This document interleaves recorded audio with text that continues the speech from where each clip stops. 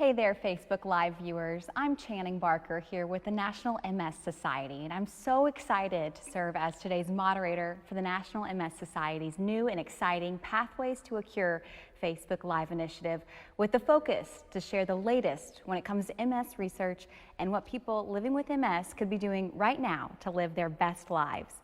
This Facebook Live initiative is a very first initiative, and it's part of an effort to build awareness and expand reach beyond the programs that are usually offered in person across the country.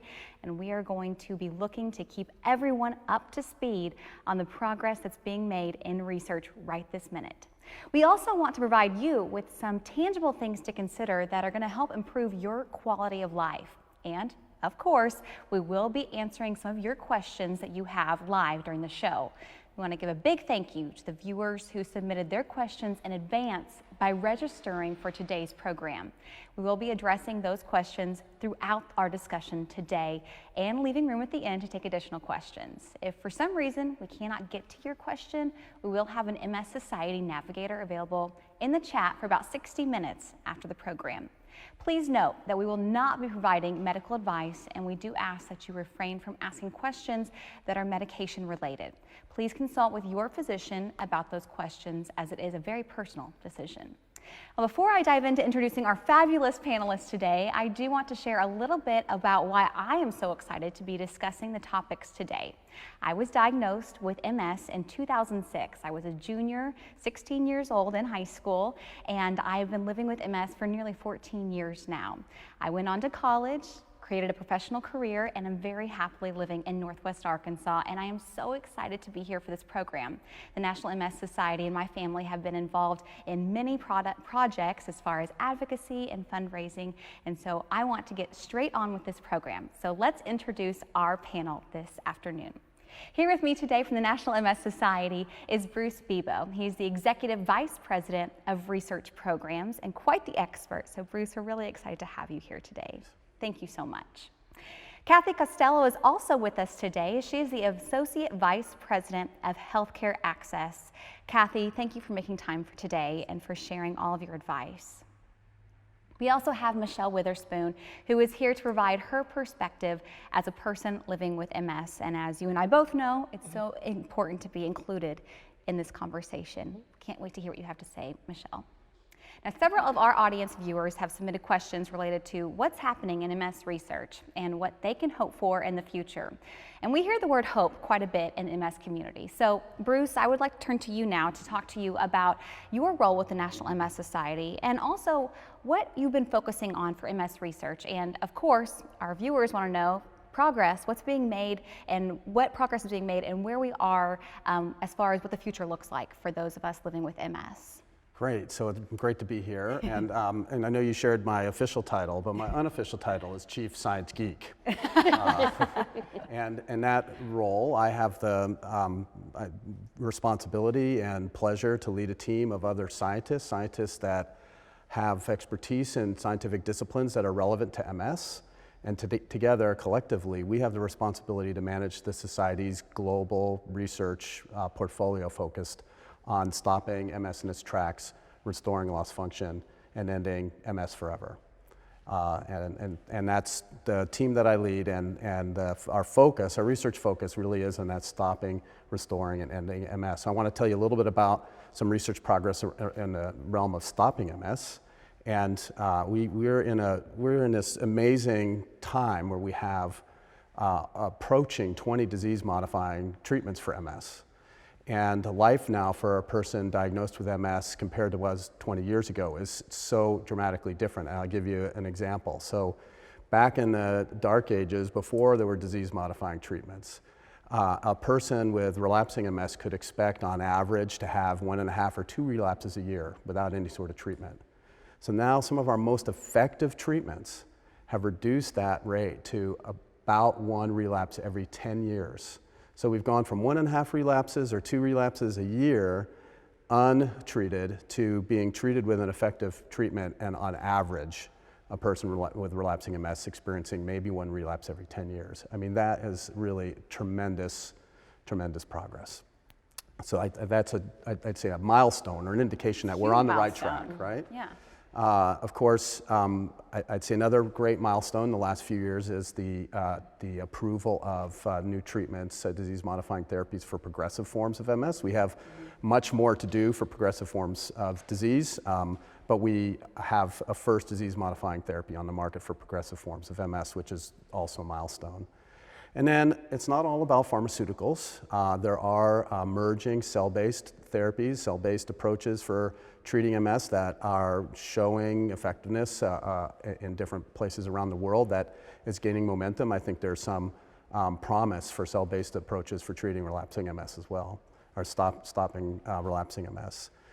In the area of restore, there's been, back when I was first starting in the lab, we all felt like there was the brain's ability to repair itself was non-existent, and we just know that that's not true. Mm-hmm. And there are cells in the brain whose job are just there to repair myelin, and they do become activated in MS, and they do repair myelin, but they, as the disease progresses, lose their capacity to repair myelin, and we're figuring out what it is. The good news is the cells are still there, they still migrate to the lesions, but they somehow are blocked from promoting repair. And so we're learning what some of the factors are that block repair, we're learning what some of the factors are that promote repair, and we can manipulate that environment pharmaceutically.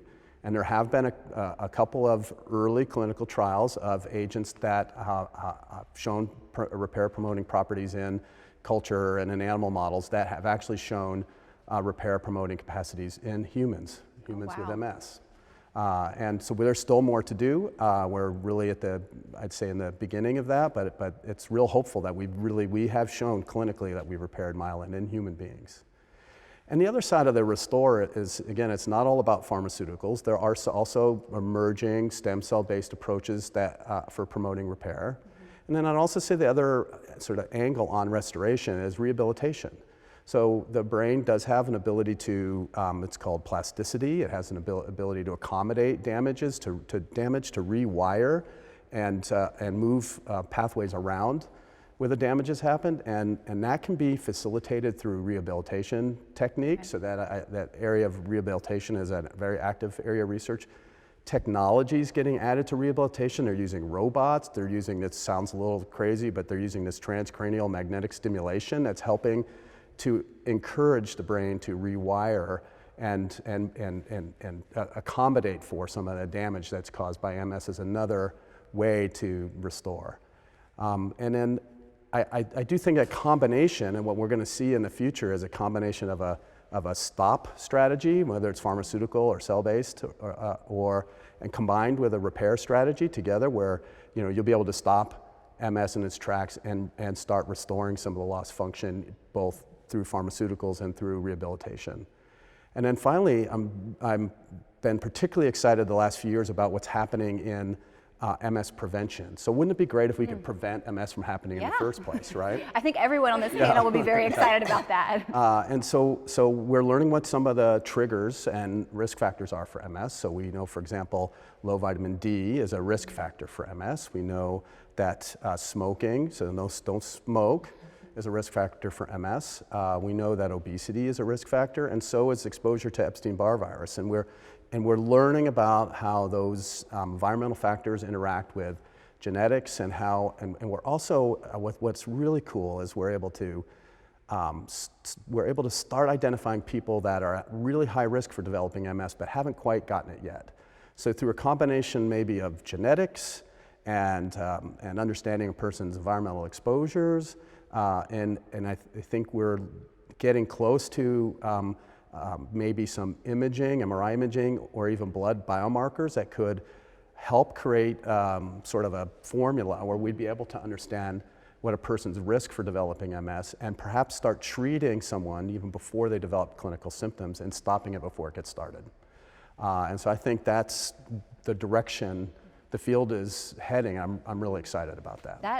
That is marvelous. I mean, to hear that you have moved the needle so far. I mean, like you said, 20 years ago, this conversation would not be happening. So thank you so much from those of us living with MS and the support partners as well for all that you have done, because that is so huge. I'm just so excited about the future of MS and what that means.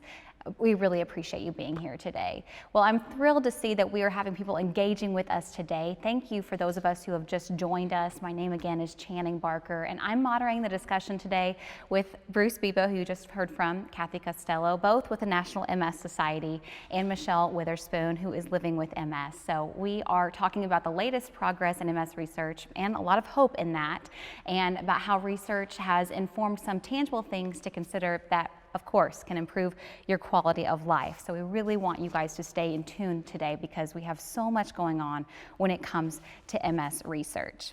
Now, you just talked about a little bit about, when it means to stopping, restoring, and ending MS. So Bruce, let's dive into that a little bit more when it comes to how we go about that. So I would love to hear from our viewers, first of all, because this is an engaging process. We want to know what pathway is most important to you. If you are liking this broadcast, we want you to share it. We want you to share it with your friends and your family on Facebook. We want you to be a part of this, and we want to make sure that you have the right information that you need.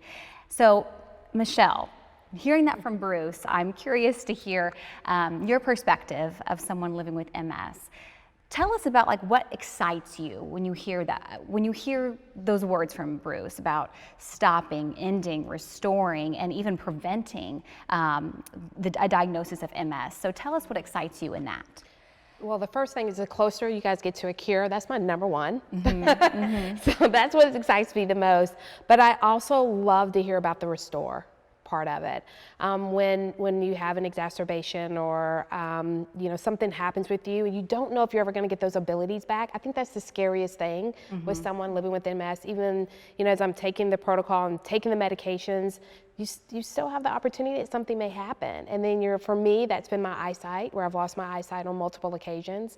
And so I'm always worried about, will I get it back? And the stress of that probably exacerbates it even more. The conversation you've had about biomarkers is always, that is so exciting to me. If we can dig into that any part in this, just a little bit more about that and to be able to see what's coming. But I think that I always say cure first because that's number one, but anything to restore any of the abilities that we all lose. And the thing about MS, it affects each of us differently. So for me, that's MS, and for others, it's something else. I think everybody just wants to know, if we can't find a cure, can you at least help me get some of my abilities back? Yeah, restoring, like you were talking about, restoring the functions that we had before we were diagnosed or before the relapse or whatever it was that hit. So thank you so much, Michelle, for giving us that insight. We do appreciate it. Facebook viewers, again, we want you to engage with us. We would love to hear from you about the ways that you are hoping to accelerate research and, kind of giving a little elbow jab to Bruce to kind of keep going when it comes to helping in this research progress. So we do need your help in this, and you can help, again, by simply sharing this broadcast and raising awareness and encouraging your family and friends to get involved. And Michelle, I echo everything you're saying when it comes to biomarkers, when it comes to prevention. All of that is so, so important. So we do appreciate that. So we're receiving quite a bit of questions. I can see that we're receiving comments and views about when it comes to health and wellness. Bruce, could you talk a little bit more about what progress is being made when it comes to wellness research? Because that's kind of something that's, I know when I was diagnosed, it's kind of an and or a but. It's never really been mainstream. So can you talk to us about that and what is done in wellness research? Sure. Well, it's so important because these are things people can do now that's within your control, right? That you can do to enhance your quality of life, for one thing, but also maybe even change the trajectory of your disease. And it has been an area that's been studied for some time, but I would say that the society's effort to focus in on and develop a plan for wellness and lifestyle research has really accelerated the interest and progress in wellness and lifestyle research. So, some of the questions that we need to answer around wellness and lifestyle include, a lot of people are interested in diet and how diet might affect MS, and there are lots of diets that people are interested in, and I'd share that the society has made investments in trying to understand the benefits of the Wahls diet. I'm sure a lot of people that are watching have heard of the Wahls diet and the Swank diet. And so we're helping to support a study to look at the ability of the Wahls and the Swank diet to improve fatigue specifically. We're also funding, this one doesn't sound like as much fun, intermittent fasting, studies of intermittent fasting. I'm not real thrilled about that one. But in animal models of MS, it's been shown that sort of caloric restriction and intermittent fasting can actually change the course of disease. Now, we don't know if that works for people yet, but there are 2 clinical studies we're funding now looking at intermittent fasting and MS. So I'm excited about that, and about and we're also interested in how diets and other factors might affect the microbiome. So that's the total sum of bacteria that live in your gut or gastrointestinal tract. The gut. Yeah. And so we all live with these bacteria. In fact, there's more DNA from bacteria in your body than the other cells in your body, and they can affect your health. And there is some emerging research that suggests that there are differences in the microbiome in people with MS compared to people that aren't living with MS. And there are emerging data looking at manipulating the microbiome and it actually changing the way the cells, the immune cells in the nervous system are behaving. Now we're not at a point where we can manipulate that microbiome in a way that manipulates MS yet, but that's an area that we're going into. And can you talk to me a little about, exercise and moving, which sometimes is difficult for those of us living with MS? I mean, frankly, when I don't feel well or I'm fatigued, exercise is the last thing I want to do. Does that play into living with this disease and having a better life with it? I think absolutely it does. So back in the dark ages again, and Kathy will remember the dark ages, I remember the dark ages. You got diagnosed with MS and your healthcare provider said, listen, you need to take it easy. You shouldn't exercise. You can get, your body temperature could elevate and it could affect your MS. And they discouraged exercise. And that turns out to be the exact opposite thing of what you should be doing. So there's good evidence to suggest that exercise and exercise that a person in almost any part of their journey with MS can perform has benefits for fatigue. It seems a little counterintuitive, but it does improve fatigue and it can improve cognition. And so the society and others are investing in research to try. I think the unanswered questions are, what's the best form of exercise and what dose of exercise is best? And what form, as you mentioned, Channing, where you are in your journey with MS, what kind of exercise is the best? But there are clear benefits for exercise and clear benefits for diet, and there's, I think, no question that it can improve a person's quality of life, but I think emerging evidence that it even can affect the trajectory of a person's experience with MS. And I would share one, there may be multiple reasons for that, but I think one of the reasons is reducing a person's risk for other health conditions that can layer on top of MS. Okay. So we refer to these, the medical term as comorbidities, and there's good emerging evidence that if you living with MS and you layer on another health problem on top of that,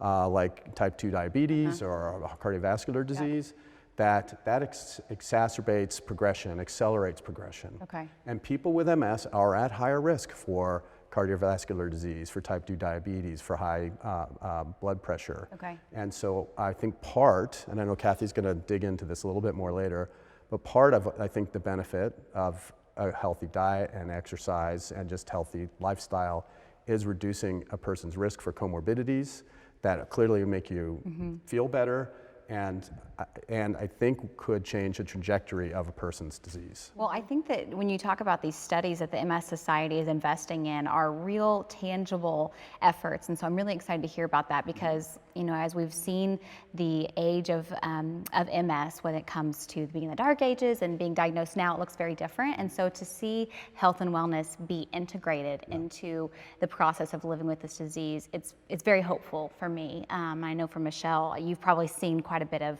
progress. So how does that shape you as far as your perspective of the future of living with MS?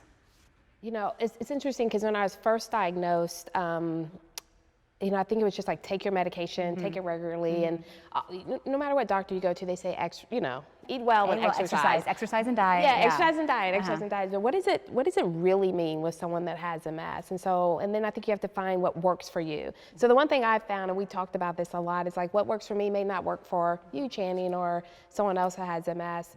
I think wellness in general is so important, regardless if you have MS or not, but this is all about MS today. But wellness in general, and I think you have to meet yourself where you are. For me, I do high intensity interval training, so I do HIIT training. I do a couple, because I'm able to do it. It may be a time where I'm not able to go in and do it at that level, and I know other people are not able to exercise at that level. It works for me. Yeah.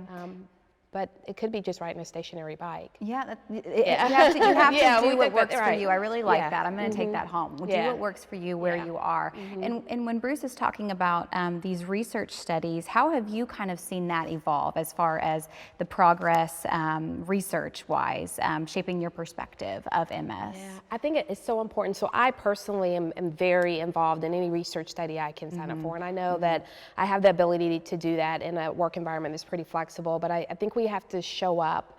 And the thing about research is you can find what works for you. You know, some of them you may have to travel to, some you have to stay a little longer with the testing.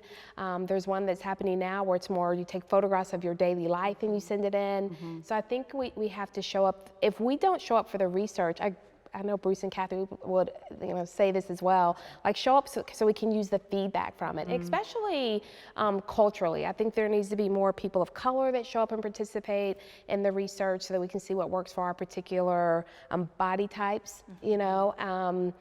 I'm a huge advocate for it and define what works for you. And I know the society is finding ways, we talked about it the other night, and making sure that it's available for different types of people to come. I mean, because you have to take off work sometimes to go to some of these events, and you may lose some pay or gas, but if you tell people in the protocol study, they really do try to work for you. And I would just share before we move on, there are research studies that are more patient-reported outcomes. They're sort of the scientific term for that, where it doesn't require you to travel. Yeah. And I would point the viewers to our website, where there are a half a dozen or more of these efforts that are all computer-based, and you can share your experience. You know, there are even ones where you can share your medical records and things virtually, and you don't have to get blood or go someplace. And a lot of survey work to learn what it's like to live with MS and what, again, maybe environmental factors might be contributing. So there are ways to participate in research.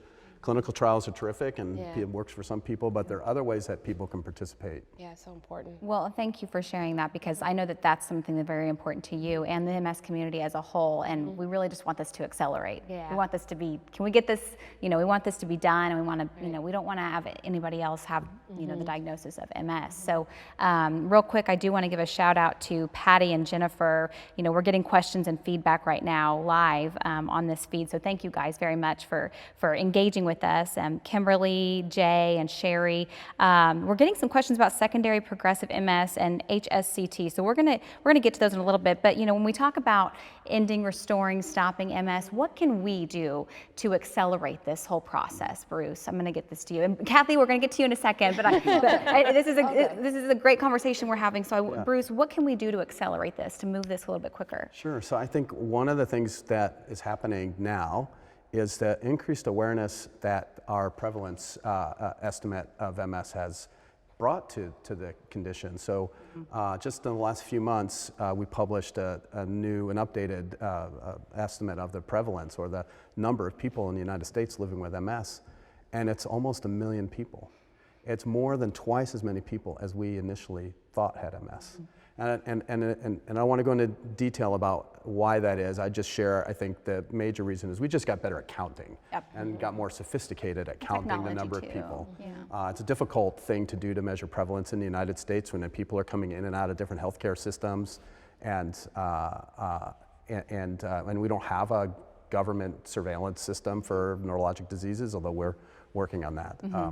So I think that this new appreciation of the prevalence, the impact that MS has in our country and other countries, is helping accelerate the progress.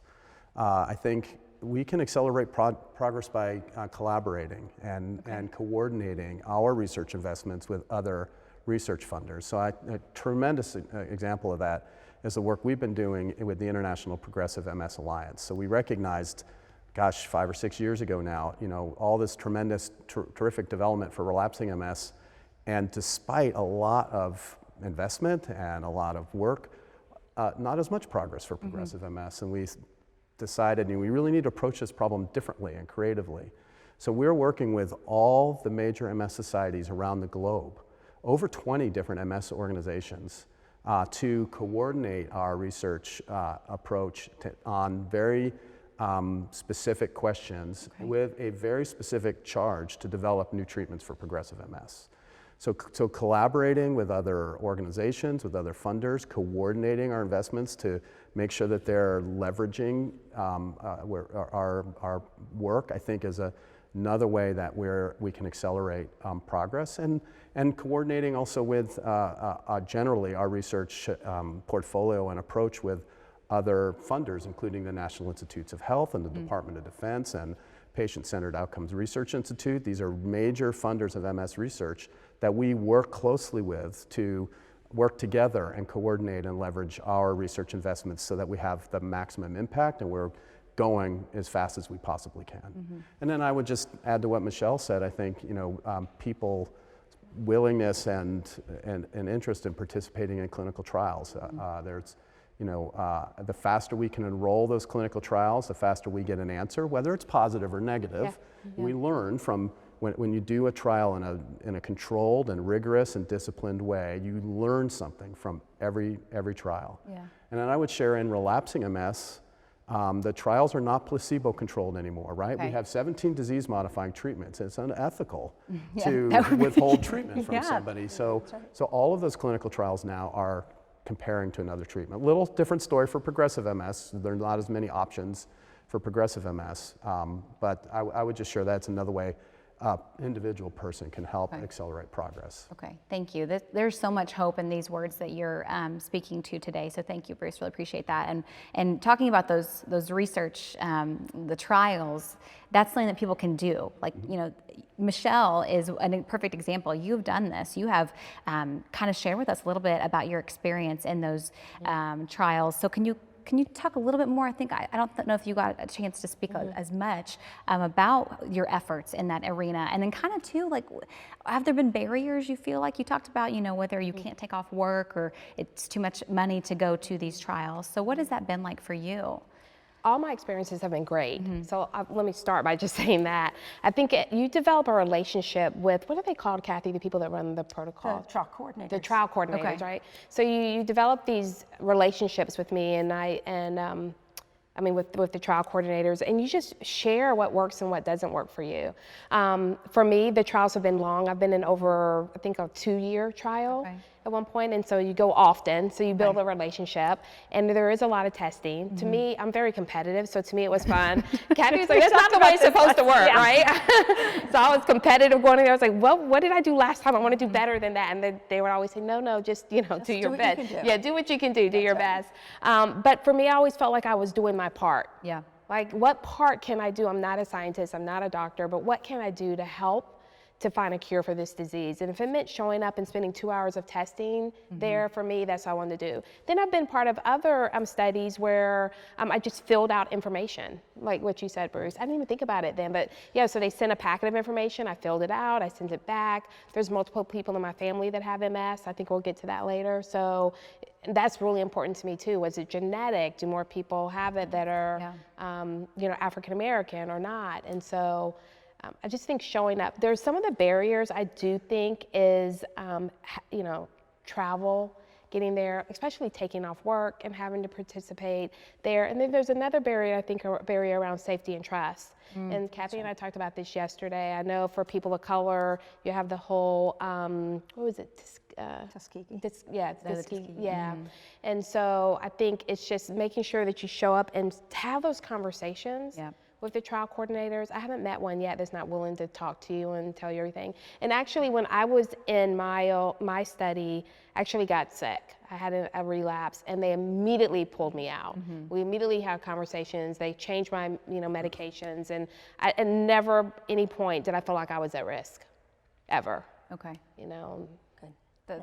That's really important too, to talk about the trust, and it's Right. good to hear from somebody like you who's been in these trials and you've seen the experience firsthand. So thank you so much for sharing that. We do appreciate that. And again, we do want to hear from viewers. This is your program that you are engaging in today. So thank you so much to all of our viewers who are sharing, liking, giving us an emoji of some kind. Hopefully it's a thumbs up. Hopefully it's not one of those other emojis. Hopefully it's not another emoji. Yeah, we do appreciate that so much to everybody who is engaging with us. And we do want to give a shout out to our viewers and everyone who is submitting questions right now and who has submitted questions in pre-registration.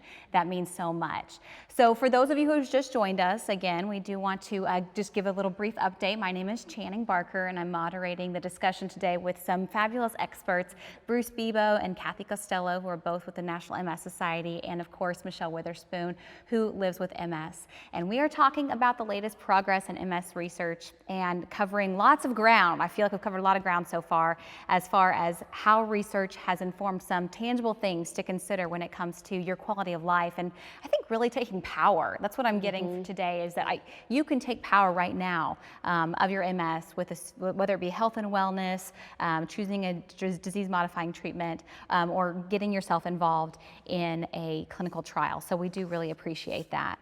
Kathy, thank you for being here today. And finally, we get, Bruce has been taking up all the time, really. It's all Bruce's Sorry, I fault. lost my voice. Well, Kathy, thank you for being here and for sharing your experience with us. You told me today you have been involved in MS work for about 30 years, which is a long time. We are going to talk now and shift gears from the future to the present. And like I said, you bring quite a bit of experience with us, especially in the area of health and wellness. As a previous nurse practitioner, whether it was at Johns Hopkins, at the MS Center, the Multiple Sclerosis Center, or the University of Maryland MS Center. And now you're with the Society, so we're glad to have you. Some of our viewers did submit some questions beforehand about the things that research is showing and that we could be doing versus doing right now to positively impact quality of life. Really, quality of life is key. So can you talk a little bit about your insight around that and what that means for us? Sure. Thanks, Channing, and thanks everybody for tuning in today. And I think it's really important for people to take control, as you said, or to be powerful. And some of that is, what can I do right now? What can I do today to help my quality of life, to help my health, to help my MS? And so that falls into that wellness arena. And we know that wellness is really a journey that people are on, and we're all on it. And MS certainly creates certain challenges that may impact wellness.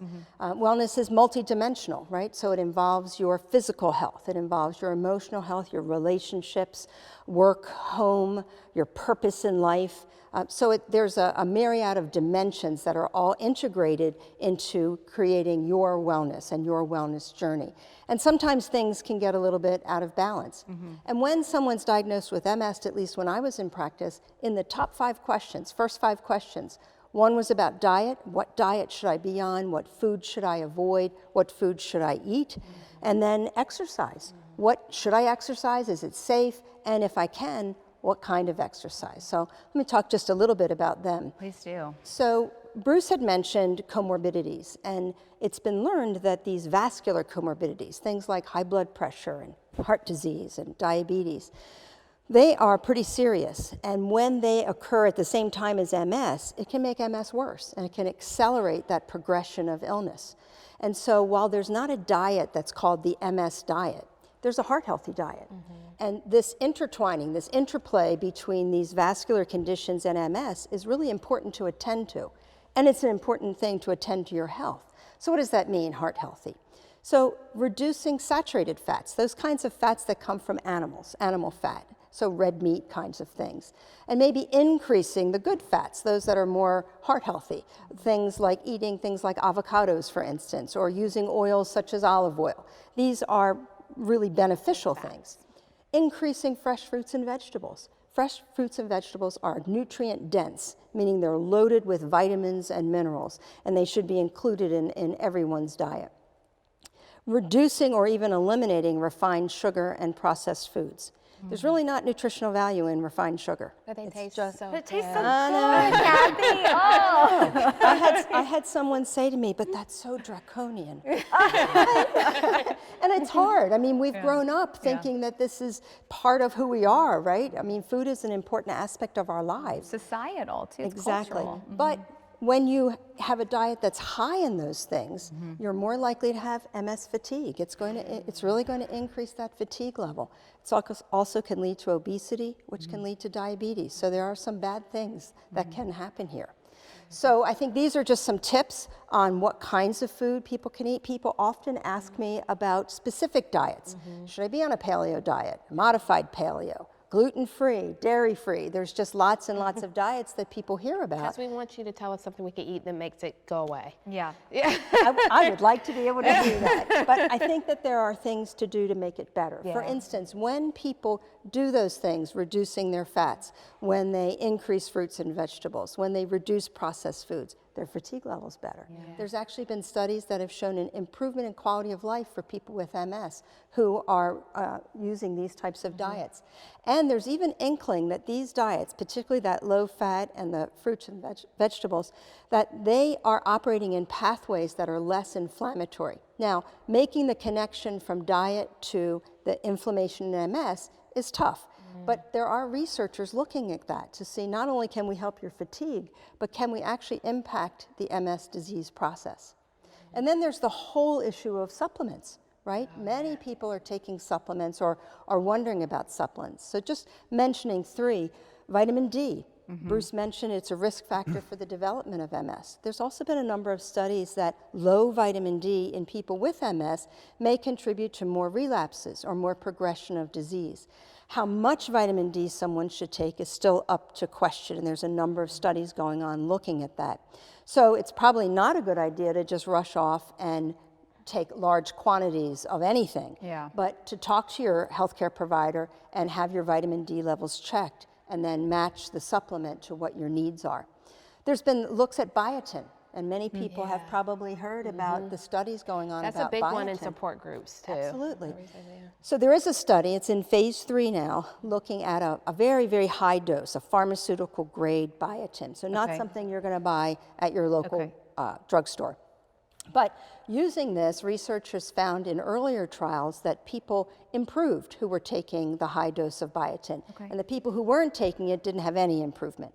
So that was a clue that something might be happening here in progressive MS. Yeah, that was specifically in progressive MS. Exactly right. So wait, let me just be clear here. I cannot buy biotin from CVS and take it, and it's going to improve. Well, you can do that, but not at the dosage that was studied in this trial.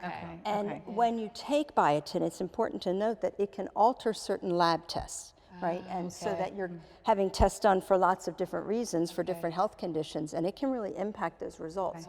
And so you must tell your healthcare provider that what supplement you're taking, and certainly if it's biotin, letting them know, but letting them know all of them. And then finally, people have heard a lot about the polyunsaturated fatty acids, right? So omega-3s, omega-6s, and we hear a lot about that. Clarifying. I don't know what that word is. It's a mouthful. It's really a mouthful. But I think the point is that there's been a lot of study looking at this because there were indications that this would be very anti-inflammatory and it could be really good for MS. But as it turns out, the studies have been really uneven. Some have shown benefit, some have not. We're funding a study now, taking a look at this to see if a carefully conducted trial can demonstrate either benefit or not benefit. Oh, wow. Okay. Again, thank you to the Society for funding all of these studies, because sometimes you go through life just living with MS and you think, what progress is being made? And that's exactly why we're here today, to get an update on the progress and the research. And Michelle, you know, I could kind of make eye contact with you when we're like, okay, this is what I should be taking, this is what I should be doing. I know probably what I ate last night, Kathy wouldn't approve of. So we were talking last night about some like mindfulness and some things you've done as far as taking really control and taking care of your body. So can you kind of give us a little snippet of what it is that you've seen as far as accountability and what that's done for you? Yeah, I took a full whole wellness approach, and I was telling Kathy this is, and it wasn't because of my MS. Actually, I had a really bad accident, which made me like adjust the way I was taking care of myself. But what that looked like for me was that I went to start seeing a psychologist and a psychiatrist, because honestly, I didn't know the difference between them until they said one can give you medication and one cannot. I'm sure there's other differences between their professions, but so for me, it looked like I actually needed help. I needed a professional to kind of help talk through some of the challenges I was having. And then from there, I went and got on some medication to help with that. And this is the typical Michelle. I showed up saying, hey, so here's what we're going to do for the next 3 months on my iPad. And they were like, no, actually, that's not what we're doing. And so for me, that meant seeing somebody for help, getting on some medication to help balance out. When you said all of that was going on in your gut, that's one of the things I learned through this process, was taking care of myself from the inside and the outside. But it also meant that I started practicing, for me, mindfulness, meditation, and I overcomplicated. I was saying, Kathy, it wasn't like sitting in the room like, like this, but for me, I did what worked for me. And so I use a couple of different apps, and it depends on how I feel that day. If I wake up, I want to do the Breathe app, I may do it for 2 minutes. Some days I may just there's so many apps I have. I download all of them that are free, and then I figure out which ones work, and if I really like it, then I'll start paying for it. It looks like different things. It may be in the shower, breathing and meditating, and just being really present in the moment. I think it's so important to take care of ourselves. We focus a lot on what do we eat. I want to talk to you more about that. And you too, but what do we eat? I do want to say what works for me may not work for everyone else. Like my husband and daughter, we all practiced being pescatarian for a couple of years, and it just didn't work for my body. I was really tired on it. I felt a lot more fatigued, so I stopped. And then I felt better. And so for me, it wasn't sitting in a room going to meditation, although if that works for you, do it. But I just practice it on a daily basis. Sometimes it's in my car, no radio on, which is kind of weird driving when you start to do it, and then just thinking through the day. And then breath is really important. And we think we're breathing the right way until somebody, a professional, teaches you how to breathe and hold. And I'm like, oh wow, I'm not breathing the right way. But it starts to clear out your mind and kind of pull everything together. So it sounds like you do like quite a bit of different things. And like, did you keep your doctors informed? Like, were they connecting the dots as far as all of this was going on? Or how did that work? That's such a great question, because this is just the way I'm a little bit type A personality, a little bit. Yeah. The competitiveness. So, the competitive. And so, but I actually made a wellness plan for myself, and I just made this up. And so what that looked like for me was telling my primary care physician and my neurologist and the psychologist, and at the time I was having some other issues of about 2 other doctors, and getting them all on the same page, because we don't have an integrated healthcare system. And so although now I'm from North Carolina, they could see from the pharmacy what medications I was on, and they would say that, but it wasn't integrated in what was the plan for Michelle. And so I made sure that they were all on the same page, and they got to know each other a little bit. And I did, and my primary care physician, my family health doctor, was the lead. Like, she was my lead doctor on it. And so we would talk about a plan. I was able to spend more time with her. And then I would go back to the neurologist, and then we would make sure everything was okay, because the medication was not prescribed from the neurologist. It came from the primary care physician. And then I would keep the psychiatrist and everybody in play. And it really was this full circle approach. We were talking about it last night. Did I leave anything out from that? I think that's absolutely critical. I mean, that's really what the key is you will assemble the healthcare team that's meeting your needs, right? And you may need help. And certainly, the MS Society's Navigator program and our MS Navigators can help with that. But assembling that team is really critically important. And then ensuring that they're all able to communicate with one another, and that you're communicating, right? Because it's really all about that information sharing to make sure that we're all really moving on that path forward for someone. Channing, I'll say one more thing there. For me, I went through my EAP system at work. But I realized when I'm sitting in the infusion center, sometimes some people don't have that. And so I'm always like, here's the MS Navigator phone number. Because that's part of what they'll do and help you. If you don't know where to start, just call the MS Society Navigator program. And they literally, that's what they help you do. They will help to pull all that together. And I think, Kathy, too, you guys, I mean, we had a lot of conversations offline before this last night just about health and wellness. And there's a couple of things that can, when it comes to your mood, because we know, like, if you're fatigued or just MS in general can really cause some mood changes. And so I imagine that there's probably some things that you can do to enhance your mood as well. Absolutely.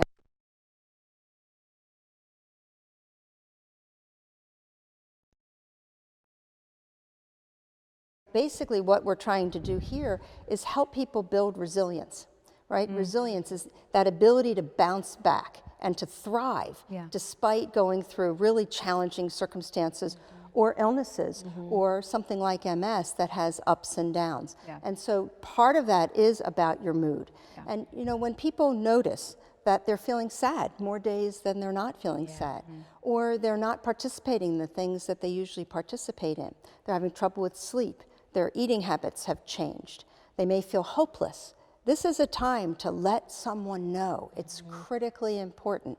It can happen from a lot of different reasons, but it could also be your mood. And the good news is that mood disorder is very treatable, right? And people can feel better. There's such a stigmatism around it. There is, but it's so important to communicate, to let your family know, to let your healthcare provider know so that you can really be helped. And then there's things to do to support your mood, managing your stress, right? Participating in things like yoga, or as you mentioned, mindfulness, which is a practice, right? So when I first tried to meditate, I would meditate for about 15 seconds and then think about what I had to do at the end of the day. Grocery list, taxes, oh my God, laundry. But those that teach would say it's okay, just bring it back. Just bring it back. You do get better at it. You get better at it. You do. You can stay in the moment longer, and it is very calming. It can help with sleep, which is another aspect of mood, is to make sure that you're getting adequate sleep. And when your sleep is just disrupted, again, saying something, making connections. MS is really tough to manage alone. Making connections with your family, with friends, with support groups. For some people, in-person support groups work. For others, a virtual community might be better, or a one-on-one. But those connections can help to build resilience, and they can also help with mood. So these are very, very important. Identifying and working on your purpose in life, right? So can you share your experiences and your expertise? Are you open to new things? Right? So do the things and think about the things that bring you joy in your life. These are ways to enhance purpose, but also ways that you can enhance your resilience, which is oh so very important. Thank you, Kathy, for talking about resilience. We do really appreciate that. And I'm so glad to hear you guys talk about incorporating other ways to have purpose in your life, whether it be through your healthcare professional or in other spaces. Like you said, developing a plan and having a plan is very important with your healthcare provider team. That includes primary care physician, your PCP. Additional things show that research is showing that people need to attend to their mood. Like you said, that emotional wellness is so, so important.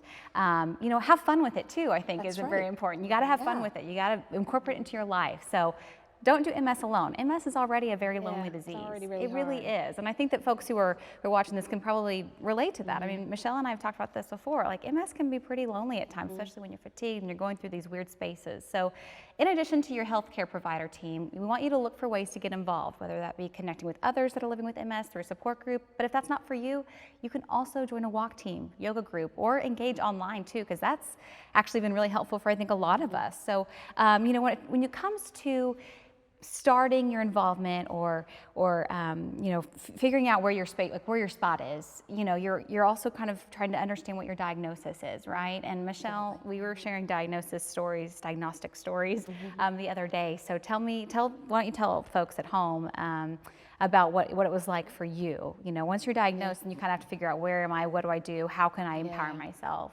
I have an interesting story. So my baby sister was diagnosed first, right when she was younger, right out of college. And we were just talking about this, and we sat on the couch. We literally did not know what MS was. I went straight to, is it Jerry's kids, muscular dystrophy? And I then remember saying to the doctor at the time, is she gonna die? Because I literally did not know. And so that's when I went to the hospital library and just started figuring out, what is it and what can I do to support her? And she looked like she had a stroke, and it was bad. We just didn't know, and she was straight in the hospital. So that was my introduction to MS. And I went straight in because, like I said, I'm type A. Yep. And so just like reading all the information about it and then being there for her and showing it. And support groups were great for us. At the time. Then 7 years later, I was diagnosed. And this is a traditional story a common story that so many people say. They thought, well, maybe I had a brain tumor, and then a variety of things that came through before that. And then they said, no, you have MS. And I wasn't as shocked because my sister had it, so I knew what it was at the time, but we didn't go on the same medication originally. It's an interesting thing to have with a sibling. It's like, well, where do you give your shot? What medication are you on? And the first time that I went on my medication, it was, your hands are shaking. You have to give yourself, the shot when I was on it. And then years later, my aunt was diagnosed. My mom's middle sister was diagnosed with MS. And we believe she had been living with it probably for several years. She just had maybe been misdiagnosed throughout the years, and so she has it now. Okay. Thank you so much for sharing your story, because it is a very unique story, especially with your family connections. So, and you talked about the MS Navigator program, which is a great, great program, and gosh, we are so lucky. When you have this disease, there's some things that you see and you reach out to, and that is one of the ones that we have reached out to in my family for years. So Kathy, can you talk a little bit about what are some programs that people with MS right now can get involved with as far as living with it or being a support partner of someone living with MS? Thanks for asking, because I'd like to talk first just about the things that the MS Society has and can do. And we've mentioned MS Navigator several times, and it's really a continuum. MS Navigator can really begin when someone just opens up the web page, and they can engage with someone. They can engage just by reading, but they can engage by a chat feature on our website. So they actually have a live person to ask questions like, what is MS? Yeah. What does it mean to have MS? And sometimes you can read it, but it's nice to be able to have that feature. If you want, you can also call. You can speak to an individual, and over 50,000 people do every year. They actually have one-on-one discussions with an MS Navigator, and these are highly trained professionals that go through extensive training with us, and they're able to really help people with providing information, resources, and support for them. And if things are really complicated, there's a specialized program as part of Navigator, the Edward M. Dowd Personal Advocate Program, which is essentially a case management program for specific, really critically difficult problems where someone from the community can actually intervene right there in the home in a very problem-focused way to help someone find a solution for the moment, but also a sustainable solution to take them forward. But people can then engage in other kinds of ways, right? We've talked about engaging in the research process, but people can volunteer, right? They can volunteer as an MS friend, for instance, where they can provide emotional support to someone else on the phone. They can get involved in the local MS office as a volunteer, participate in walk or bike, form a team. There's just all kinds of ways that people can fit. Just as someone has to fit MS into their life, they can then find a way that they can make a connection and fit with being a volunteer and getting involved. Okay, that's really good information. You want to feel emboldened when you've gotten this diagnosis, and those are some ways to be more educated as far as the disease goes. So I really appreciate you sharing that. So, okay, let's get on to the questions because we want people to feel involved. We could talk for hours about this, so we really do appreciate it. On the Society's Facebook page, we've gotten some questions, quite a few actually. I'm reading them right now about HSCT. Bruce, now you could get your turn again. Can you talk more about what we know about this, and can you explain what it actually is? Sure. So HSCT is an acronym, and it stands for hematopoietic stem cell transplantation. It's a little bit of a mouthful, but hematopoietic just refers to blood, and stem cells, obvious, and transplantation. And it's a strategy to reboot your immune system. So MS is most likely, it's an autoimmune disease. It's a disease where the immune system, for reasons we still don't fully understand, recognizes the myelin sheath that insulates your nerve fibers in your central nervous system, recognizes them as dangerous for some reason, and attacks them and strips the insulation off and, and all the symptoms that come with that. And so all the disease-modifying therapies we have now for MS do something to your immune system. They're an immunosuppressive or immunomodulatory. The HSCT is a pretty dramatic way to reset your immune system. And then what it involves is initially is mobilizing the stem cells that live in your bone marrow to migrate into your blood, and then they collect bags of your blood and put it in a freezer. And then you come back a little while later and you get treated with chemotherapy to greatly reduce, or in even some cases completely eliminate, the cells in your bone marrow that make your white blood cells and your red blood cells. So you're getting rid of your immune system. Wow. And then you go back to the freezer and you pull that blood out that's enriched in stem cells, and you infuse it back into the body. And those stem cells then migrate to the bone marrow and they start setting up a new immune system. Now it takes a while for that to happen. So, the chemotherapy that you use is like chemotherapy for cancer drugs. People lose their hair. They are oftentimes not feeling very well during that time, and for several weeks to months, you are immunosuppressed. So you have to be very careful about getting any opportunistic infections because your immune system is gone and it's reconstituting. But with all that being said, in some cases, that immune system reconstitutes in a way that it forgets that myelin is dangerous. Wow. And it stops attacking the myelin. It's still experimental. There are groups around the world that are experimenting with this technique, and the preponderance of the evidence from lots of different places suggests that this is potentially a really intriguing treatment for MS, particularly for very aggressive, relapsing MS that doesn't respond to another therapy. So this is an immune approach. So the relapsing phase or relapsing type of MS is really immune driven. And so this is really going to work when it works for people with someone's having a lot of relapses and they're taking disease modifying therapies and it's not stopping those relapses, and it's an aggressive treatment, but it does work. Initial studies looked at how it might help people with progressive forms of MS, and it hasn't been studied as much in progressive forms, but what we've seen in progressive forms of MS is it doesn't really work very well for progressive forms of MS, which is a clue, by the way, that what's driving the progressive form of MS is different than what's driving the relapsing form.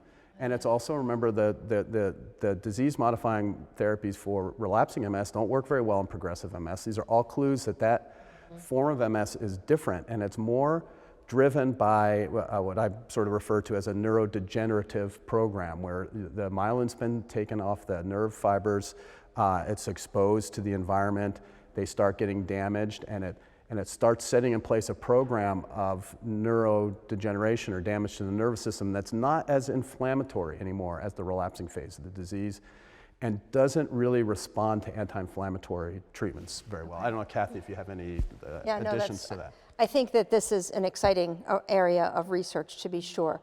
But in addition to the research, people hear a lot about stem cells, and I think it's a very confusing landscape. Yes. And there's a lot of commercial entities that are out there in the United States and around the world that say they're using stem cells to cure conditions. And that's really a big red flag. And I think when people see that, well, who wouldn't want that, right?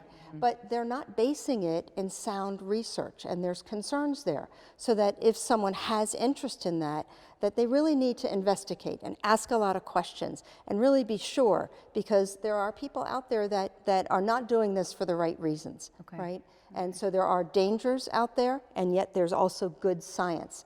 And I think that the good science is really starting to demonstrate benefit in a specific group of people. But people need to proceed with caution and to learn as much as they can and to discuss this with their healthcare provider. Is this available in the United States? So there are some providers of HSCT in the United States. It really is an art. You have to have a person who's a specialist in neurology and MS, and you have to have expertise in bone marrow transplantation and hematology. Wow. And it's similar to the bone marrow transplant that's sometimes used to treat blood cancers. But it's different, and it requires a certain skill and expertise and experience with that. And there are only a handful of places in the world that are doing it, a few in the United States, some outside of the United States. And it's also, it adds to the complexity, but there are different ways of doing HSCT. Some are more, and mostly they differ in the stringency of the chemotherapy in that chemotherapy stage. Oh, okay. And so some groups are using a milder form of chemotherapy, and some a middle form, and some a very stringent form. And some of the clinical trials using the very stringent form, some people have actually died from this. So you can imagine being immunosuppressed, getting some infection that you can't control. And so people need to, if people are interested in this, they have to find one of the few places that are experts at this, and be really cautious about that. So Bruce, this is not relapsing remitting. This is only progressive. No, this is for relapsing remitting. This is an immune approach. Okay. It's resetting your whole immune system. Okay. And I'd add, we don't know what the long-term consequences of that are, right? So you need your immune system to fight all your infections. Your immune system helps fight emerging cancers. Okay. And we don't know if 20 years from now. Yeah, we'll see. There's a risk benefit to it. That's a part of the equation with that therapy. But you can imagine if you are a person who's got relapsing disease and you're not the lucky one that's getting one relapse every 10 years, but you're getting 10 relapses every 1 year, and you've tried some of the real effective disease-modifying therapies, and it's not working. I mean, I can understand why this would be a viable approach, and where the risk starts outweighing, or the benefit starts outweighing the risk. I would add one more piece of information. There are a few ongoing clinical trials in HSCT, and I'm aware of one, and I'd ask the viewers to pay attention in the next few months. There will be a new clinical trial testing HSCT in the United States at multiple centers that I think is going to be a pivotal trial. And by pivotal, I mean it's going to be done in a rigorous, controlled way with enough people that I think it will convince one way or the other the medical community that this is a viable approach for treating some forms of MS. Okay, 30 seconds. Michelle, real quick, we have Holly and Heather want to know, what specific apps do you use to develop your lifestyle plan? Oh, the Michelle Brain app. Actually, there's probably some really good apps out there that do that, but I just wrote it down for what works for Michelle, which started off with purpose and why. I started off with that, and then I worked for my schedule and how busy I am. There's some really good apps out there like Breathe that'll help you. I use Breathe a lot. Calm is another one. The mindfulness app that you Yes, helped? and then to integrate it into one. Okay, so that helps you with your lifestyle plan. There's multiple facets to this. Yes. It's not just one route you can take. Okay. Right. Thank you guys so much. This was so helpful. I feel like I've learned so much. I wish I'd been writing all this down. Are we done already? Yeah, we do. Oh, wow. It went by so fast. My MS brain is not going to remember all this, so I'm going to have to go back and watch it. Thank goodness people can go back and watch this and still share it too, because we've had such a lively discussion here today. We really do appreciate it. We have to sign off at this time, but we do want to remind folks that if you do have conversations or questions that you still want answered, an MS Navigator will still be available in the chat for the next 60 minutes. So please keep the questions coming. We will not be able to answer them on camera, but Bruce, Kathy, and Michelle have done a great job today. So round of applause for you guys. You've done awesome. Thank you for sharing your knowledge and insight with us today. A huge thank you to you guys at home or wherever you're watching from, work, from the car, hopefully not driving. We appreciate your comments, your questions, and your reactions, and sharing this with your family and friends to help us build awareness, because that's really a huge goal for us. Don't forget, there is still time for you to share this with your friends, your family, and your network. We can share the program through Facebook, and it will also be available on the Society's website and YouTube channel. We're so happy, so thrilled that you tuned in today, and if you would like to see more of these being done, we want you to show us. Again, give us the positive emojis, the thumbs up or the heart. We want to make sure that you are keeping us up to date as this does happen throughout the program. You know, the program is going to continue as we do figure out what works best for everyone. Please take the survey that is going to be available on the Society's website and also in the chat. You can find that survey link in the chat. From all of us here with the National MS Society and from this panel, we do really appreciate it, you guys. Thank you so much, and have a wonderful rest of your day.